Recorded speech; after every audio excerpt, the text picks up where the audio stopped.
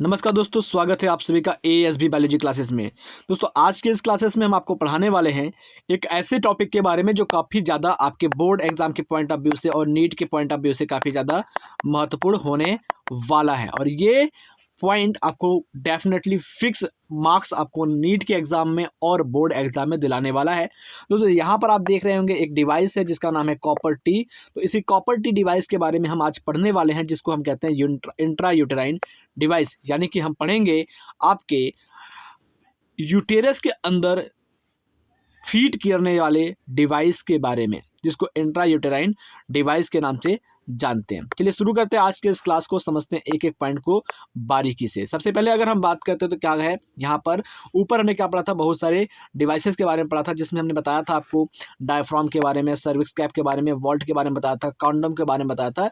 इसके अलावा अगर हम बात करते हैं तो क्या है, एक दूसरा डिवाइस है जो आपको काफ़ी ज़्यादा मदद करता है पॉपुलेशन ग्रोथ को रोकने में। सबसे पहले अगर हम बात करते हैं तो यहाँ पे लिखा क्या आ गया, another effective and popular method is used of intrauterine device. यानी कि अगर हम बात करते हैं तो इन सभी के अलावा क्या होता है, एक दूसरा मेथड यूज किया जाता है जो कि काफ़ी ज़्यादा इफेक्टिव होता है, पॉपुलेशन ग्रोथ कर रोकने का काम करता है, जिसको इंट्रायूटेराइन डिवाइस के नाम से जानते हैं। तो यहाँ पर आप देख सकते हैं कि एक डायग्राम दिया गया है, इसको हम कहते हैं इंट्रायूटेराइन डिवाइस, जो कि कॉपर टी के नाम से फेमस होता है। चलिए आगे की पॉइंट अगर हम बात करते हैं तो आगे की पॉइंट में बहुत सारी चीज़ों को हम सीखेंगे।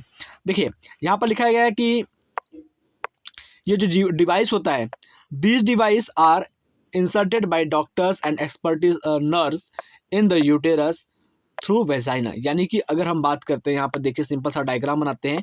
ये फीमेल की क्या हो गई, रिप्रोडक्टिव सिस्टम हो गई, ठीक है। यहाँ पर क्या हो गई, फीमेल की एक रिप्रोडक्टिव सिस्टम हो गई। इस फीमेल के रिप्रोडक्टिव सिस्टम में अगर हम बात करते हैं तो क्या हो गया, यहाँ पर थोड़े थोड़े पार्ट की अगर हम बात करते हैं, आपको दिखाएं तो एक सेकेंड हमको दीजिएगा।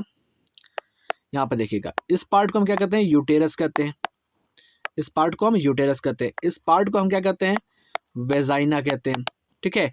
तो अब क्या होता है, जो एक्सपर्टीज होते हैं, जो नर्स होती हैं या फिर जो डॉक्टर होते हैं जो कि एक्सपर्ट होते हैं, वो क्या करते हैं, एक डिवाइस होता है जिसको इंट्रायूटेराइन डिवाइस कहते हैं, जैसे कि कॉपर टी। तो इस कॉपर टी की बात करते हैं तो ये कॉपर टी क्या होता है, कॉपर धातु का बना होता है, कॉपर मेटल का बना होता है।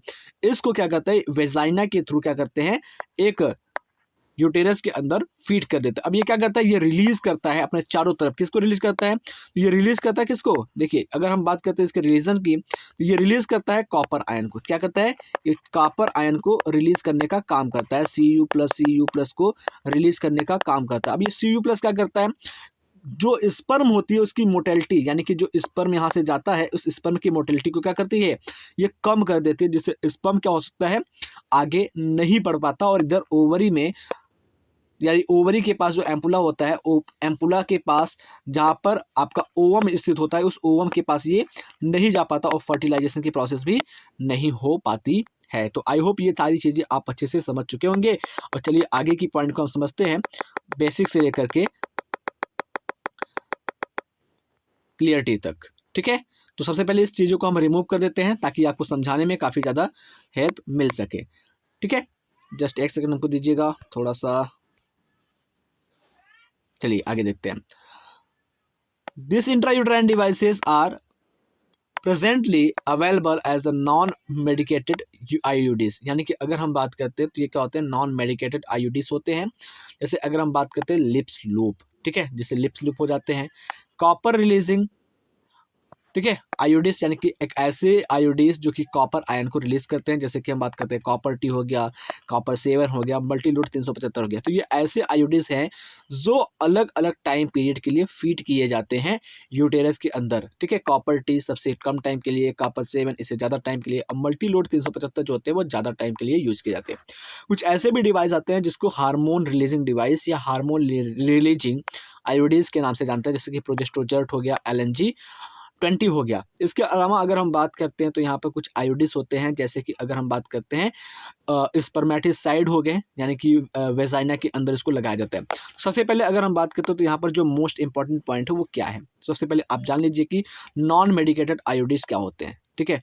नॉन मेडिकेटेड आयोडीज की अगर हम बात करते हैं तो यहाँ पर आप बात कर लेंगे किसकी, लूप, ठीक है, जो आपकी लिप्स लूप होती है वो आपकी क्या होती है, नॉन यूडीज, नॉन मेडिकेटेड आयोडीज होती है। उसके बाद अगर हम बात करते हैं तो कॉपर रिलीजिंग का एग्जांपल आप याद कर लेंगे, तो कॉपर रिलीजिंग आयोडीज में क्या आता है, कॉपर टी आता है। ठीक है, कॉपर रिलीजिंग में आप क्या करेंगे, जैसे अगर हम बात करते हैं कॉपर प्लस आयन जो रिलीज करते हैं, ठीक है, रिलीजिंग जो डिवाइस होते हैं, copper T ion releasing device होते हैं, इसके एग्जाम्पल को आप बखूबी अच्छे से याद करेंगे। क्या क्या, कॉपर टी हो गया, कॉपर 7 हो गया, मल्टीलोड,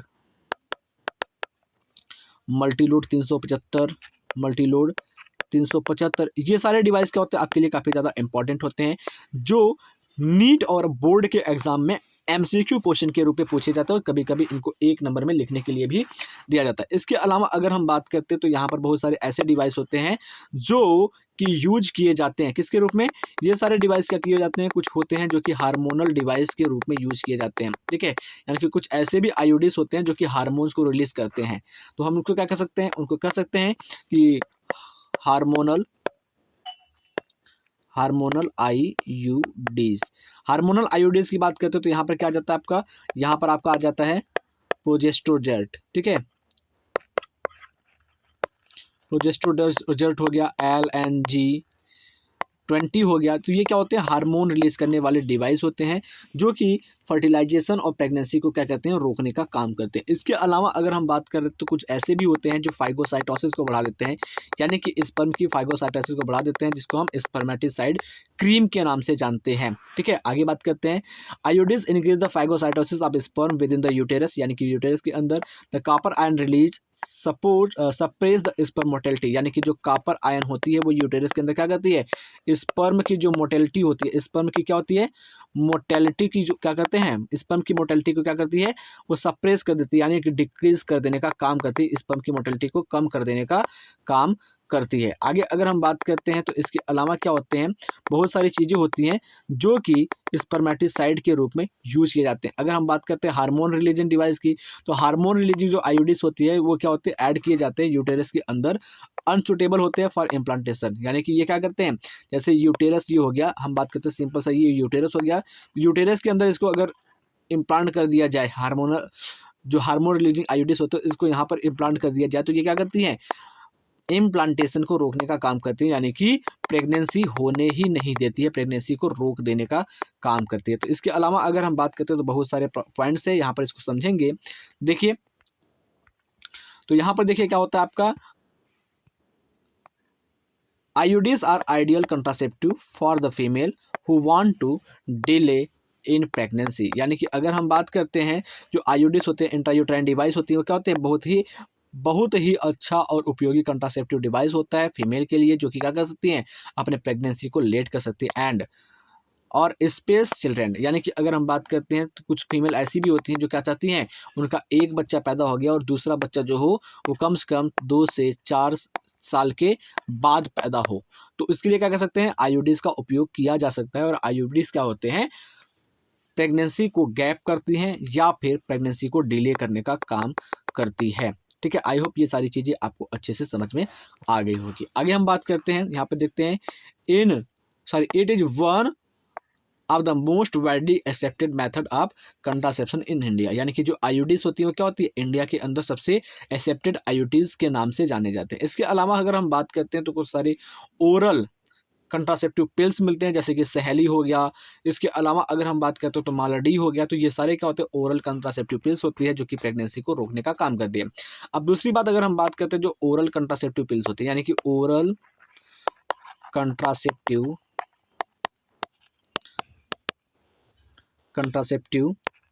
पिल्स जो होता है वो किसका बना होता है, तो ओरल कंट्रासेप्टिव पिल्स जो होता है वो बना होता है किसका, वो बनाया जाता है आपको प्रोजेस्ट्रॉन, ठीक है, यू प्रोजेस्ट्रॉन प्लस एस्ट्रोजन का उपयोग करके बनाया जाता है। ठीक है, उसमें क्या होता है, जो आपकी पिल्स होती है, जैसे कि अगर हम बात करते हैं सहेली क्या होगी आपकी, एक ओरल कंट्रासेप्टिव पिल्स हो गई। तो इस ओरल कंट्रासेप्टिव पिल्स में क्या होता है, प्रोजेस्ट्रॉन की मात्रा भी होती है और एस्ट्रोजन की भी मात्रा होती है। तो आई होप ये सारी चीज़ें आप अच्छे से समझ चुके होंगे और ज़्यादा ज़रूरत नहीं होगी इनको बताने के लिए। आगे चलते हैं, तो यहाँ पर क्या लिखा हुआ है कि the oral administration of the small doses of either progesterone sorry progesterones और प्रोजेस्ट्रॉन एंड एस्ट्रोजन कॉम्बिनेशन, ठीक है। ये या तो प्रोजेस्ट्रॉन के हो सकते हैं या फिर प्रोजेस्ट्रॉन एस्ट्रोजन के कॉम्बिनेशन के हो सकते हैं। Is another contraceptive method use by female, ये क्या होते हैं, एक दूसरा कंट्रासेप्टिव मेथड होता है जो कि फीमेल के द्वारा यूज किया जाता है। They are use in the form of tablet, ये जो कंट्रासेप्टिव पिल्स होते हैं उसको क्या कहते हैं, टैबलेट्स के रूप में यूज किए जाते हैं। Hence are popularly called the pills, इसको पिल्स के नाम से जानते हैं। Pills have to be taken daily for a period of 21 days, यानी कि अगर हम बात करते हैं जो पिल्स होते हैं ना, जो ओरल कंट्रासेप्टिव पिल्स होते हैं उसको क्या कहते हैं, 21 बार के सॉरी 21 दिन के अंतराल में लेते हैं। अगर हम बात करते हैं तो अगर किसी फीमेल ने क्या किया है, 21 तारीख को ओरल कंट्रासेप्टिव पिल्स लिया है, ठीक है, 21 तारीख को ओरल कंट्रासेप्टिव पिल्स लिया है, तो इससे क्या करना पड़ेगा, 21 दिन और जोड़ देना पड़ेगा। तो 21 दिन और जोड़ते हैं तो क्या हो जाएगा, 21 दिन और जोड़ते हैं तो यहाँ पर क्या हो जाएगा 11 तारीख। तो 11 तारीख को क्या करेगी, वो ओरल कंट्रासेप्टिव पिल्स को लेगी। फिर उसके बाद क्या करेगी, वो क्या करेगी, फिर अगले 21वें दिन क्या करेगी, ओरल कंट्रासेप्टिव पिल्स का यूज करेगी, ठीक है। तो आई होप ये सारी चीज़ें आपको समझ में आ गई होगी। यानी कहने का मतलब क्या है कि ये मंथ में एक बार यूज किया जाने वाला टैबलेट होता है। आगे बात करते हैं तो आगे क्या बताया गया उसको समझते हैं। जस्ट एक सेकेंड हमको दीजिए।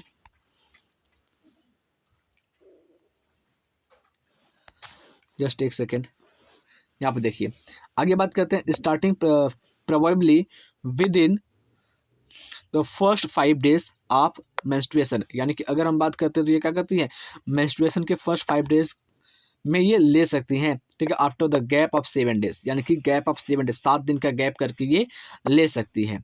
It has to be repeated in the same pattern till the female desire to prevent contraceptive, और ये क्या होती है, इसी मैनर में क्या करते हैं, रिपीट किए जाते हैं फीमेल के अंदर अगर वो प्रेग्नेंट नहीं होना चाहती है तो। दे इनहिबिट ओवुलेशन, ये क्या करते हैं, ओवुलेशन और इम्प्लांटेशन को इनहिबिट करते हैं, रोकते हैं। As well as alter the quality of cervix mucus, और ये क्या करते हैं, सर्विक्स की जो म्यूकस होती है उसकी क्वालिटी को भी रोक देती है। To prevent and retard the entry of sperm, जो कि स्पर्म की एंट्री को रोकने का काम करती है। Pills are very effective with lesser side effect, जो पिल्स होती हैं वो क्या होती है, बहुत ज़्यादा इफेक्टिव होते हैं, कम साइड इफेक्ट के साथ यूज किए जाते हैं। And are well accepted by the females, और ये क्या होते हैं, फीमेल्स के द्वारा बहुत ही ज़्यादा रूप में एक्सेप्ट किए जाने वाला कोली होता है। जैसे अगर हम बात करते तो एक फेमस पिल होता है जिसको कहते हैं सहेली। The new oral contraceptive pills for the female contain a non steroidal preparation, ठीक है। ये क्या होती है, एक नॉन स्टेरॉइडल होती है, इसको खाने से कोई भी साइड इफेक्ट नहीं होता। It is once a week pill every few side effect and high contraceptive value, यानी कि अगर हम बात करते हैं जो आपका सहेली होता है, ठीक है, ये सहेली को क्या करते हैं, एक सप्ताह में एक पिल्स का यूज किया जाता है। यानी कि अगर हम बात करें एक महीने की बात करें तो एक महीने में इसको 4 बार यूज किया जा सकता है, एक एक सप्ताह का अंतराल दे करके, यानी कि 7-7 दिन का गैप देकर क्या कर सकते हैं, इसको हम 4 बार यूज कर सकते हैं। तो आई होप आप सारी चीज़ें समझ गए होंगे। आगे अगर हम बात करते हैं तो यहाँ पर कुछ चीज़ें और बताई जा रही हैं। प्रोजेस्टेरॉन, यहाँ पर अगर हम बात करते हैं तो यहाँ पर कुछ चीज़ें हैं, जैसे प्रोजेस्ट्रोजेंस एलोन और combination with oestrogen can also be used, यानी कि अगर हम बात करते हैं जो प्रोजेस्ट्रोजेंस होते हैं वो या फिर एस्ट्रोजन के साथ इसको मिक्स करके भी इसका यूज किया जा सकता है, ठीक है। उसके अलावा हम बात करते हैं कैसे यूज करते हैं, तो फीमेल एज इंजेक्शन, यानी कि इंजेक्शन के रूप में, और इम्प्लांट्स अंडर द स्किन, या फिर इसको स्किन के अंदर इम्प्लांट कर सकते हैं। दिखाइए अगर हम आपको डायग्राम के रूप में दिखाना चाहते हैं तो यहाँ पर देखिए जो आपके इम्प्लीमेंट्स होते हैं, यानी कि यही होता है जो प्रोजेस्ट्रोजेन या फिर प्रोजेस्टेरॉन और एस्ट्रोजन को मिला करके बनाया जाता है, और इसको स्किन के अंदर क्या करते हैं, स्किन के अंदर क्या करते हैं, इसको हम इम्प्लांट कर देते हैं, दबा देने का काम करते हैं। और जब तक ये चीज़ें रहेगी तब तक प्रेगनेंसी नहीं होगी, या फिर अगर हम बात करते हैं तो इनका इंजेक्शन भी लगाया जाता है। तो अगर हम बात करते हैं आगे, तो आगे की पॉइंट में क्या बताया गया उसको समझिएगा। जस्ट एक सेकंड हमको दीजिएगा। देखिए यहाँ पर their mode of action is similar to the pills, इनका जो एक्शन होता है वो क्या होता है, पिल्स के सिमिलर होता है। एंड इफेक्टिव पीरियड होते हैं और मोर मच लॉन्गर, यानी कि क्या होता है, ये बहुत ज़्यादा इफेक्टिव होते हैं और लंबे समय के लिए काम करते हैं। Administration of the progestogen and progesterone estrogen combination और IUDs within 72 hour of coitus have been found to be very effective and emergency contraceptive, as they could be used to avoid possible pregnancy due to the rape and casual unprotected intercourse. यानी कि अगर हम बात करते हैं, जैसे आप IUDs का यूज करते हैं, इंट्रायूट्राइन डिवाइस का यूज करते हैं, तुरंत आपको 72 आवर के अंदर इसका जो इफेक्ट होता है, इसका जो प्रभाव होता है वो दिखने लगेगा। और ये करते हैं क्या, अनवांटेड प्रेगनेंसी, जो अनवांटेड प्रेगनेंसी होती है, उस अनवांटेड प्रेगनेंसी को, रेप के दौरान जो प्रेगनेंसी हो जाती है, उन सभी चीज़ों को रोका जा सकता है। अब अगर हम बात करते हैं आगे, तो अगले क्लास में हम बात करेंगे सर्जिकल मेथड की, जहाँ पर ऑपरेशन के द्वारा क्या कर सकते हैं, प्रेगनेंसी को रोकी जा सकती है। यानी कि हम बात करेंगे वैसेक्टॉमी और ट्यूबेक्टॉमी। किसकी बात करेंगे, हम बात करते हैं वैसेक्टॉमी। कि वैसेक्टॉमी क्या होता है और ट्यूबेक्टॉमी के बारे में बात करेंगे। ठीक है, वैसेक्टॉमी और ट्यूबेक्टॉमी की बात करते हैं। तो वैसेक्टॉमी क्या होता है भाई, वैसेक्टॉमी को कहते हैं हम नर नसबंदी, यानी कि मेल के अंदर। और ट्यूबेक्टॉमी की अगर हम बात करते हैं तो ये फीमेल के अंदर किया जाने वाला सर्जिकल मेथड होता है बर्थ कंट्रोल को रोकने के लिए।